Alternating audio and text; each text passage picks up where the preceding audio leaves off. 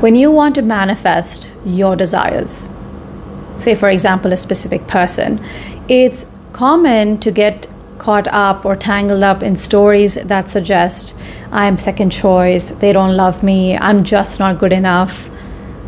These narratives are not just painful, they reinforce a state of separation and lack, and that can seem to push your desires further away.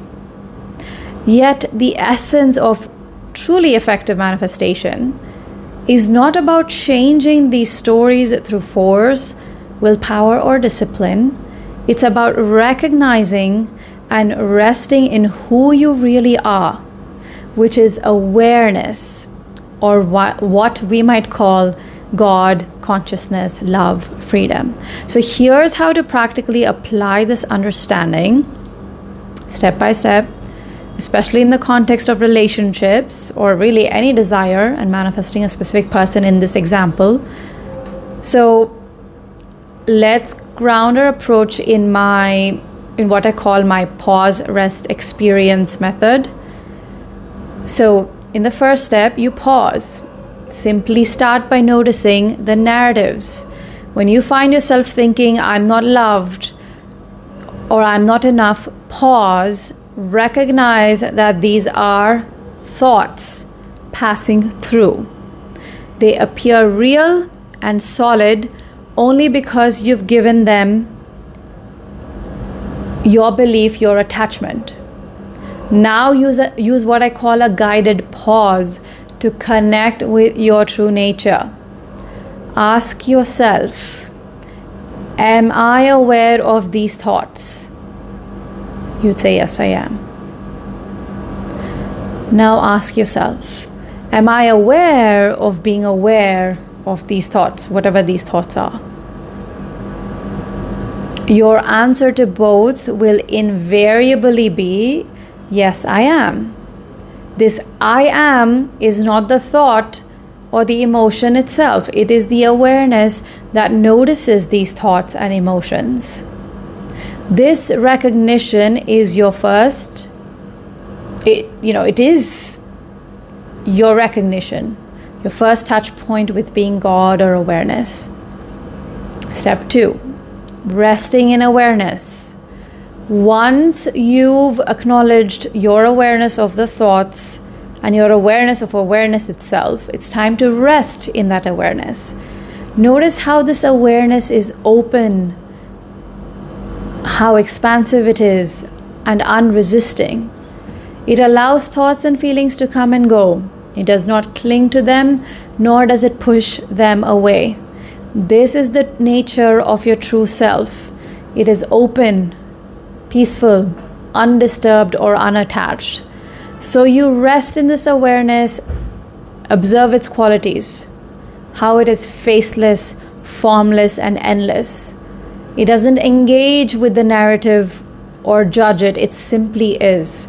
Realize that this same awareness is what you are at your core. It's not affected by the narrative or changed by circumstances. With this realization, return to the narrative that you had earlier of being second choice or not good enough. From the perspective of awareness, these stories, you can see they lose their grip. They are seen for what they are, temporary arisings within awareness. They are not who you are. You are the awareness that is aware or that observes these arisings. Step 3.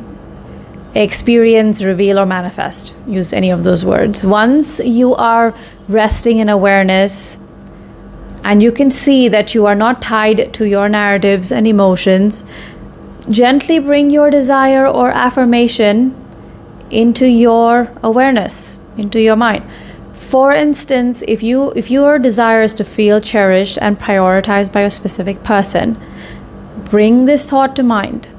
Notice how it feels in the presence of your expansive awareness. Just notice and ask yourself, is there any resistance to this desire right now? Does this desire, can you see that this desire it already feels like a natural part of awareness in this moment? You likely find that in the state or by resting in true awareness, there is no resistance. The desire feels like it's already complete, it's already true in this moment. This is not about forcing yourself to feel something. You don't have to feel something particular. It's about recognizing that in your identity or your true self of awareness, where there is no lack, everything feels whole and complete. It's not something you're convincing yourself, it's something you're noticing. This desire does not feel like something separate from you or missing from your life. It feels integrated and present. The presence of your awareness. In this presence, your desire feel already met, not because they manifest instantly in the physical realm, but because you recognize them as extensions of your inherent wholeness. This realization helps solidify your faith in the manifestation process. Aligning your internal state with the external reality you wish to experience. This alignment achieved without resistance because you're resting in awareness, it obviously facilitates the natural unfolding of your desires in the physical world.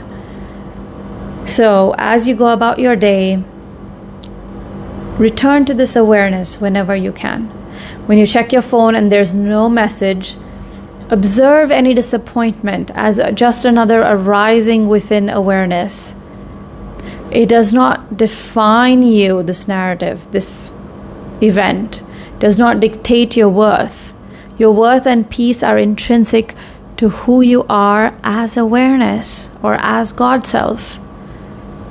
So continue to come back to these guided pauses during your day, especially when old narratives creep in, or when you feel just for fun to explore.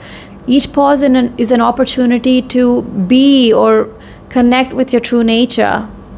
As you return to this experience of non-resistance and completeness, the external manifestations begin to reflect this inner state of non-resistance and connection. With this play, the need for specific outcomes begins to diminish. You find that you're joyful, you're living from a place of completeness. The ironic and beautiful part of this approach is that your specific manifestations then tend to unfold. They are revealed to you more naturally and without struggle. You don't have to force or manipulate your thoughts or anything like that. You simply allow, and what is aligned with your state of awareness, with the space of awareness, comes to be. So being God or God self or awareness is not something you do. It's the recognition of what or who you already are. By resting in this awareness and thereby naturally de-identifying from your personal narratives, you are automatically aligning with the flow of life, where everything you desire is effortlessly revealed to you, not because you need it to complete you, but because you are already complete. This is not just a theory. This is not what I'm suggesting. It's a practical way to approach your life in a way that transforms how you experience every aspect of your life. And just in this example, it had to do with relationships. So remember, each time you notice a story that does not serve you, use it as a cue to return to your true self, which is awareness, to rest in the power of awareness, the real you. Let me know your thoughts in the comments below.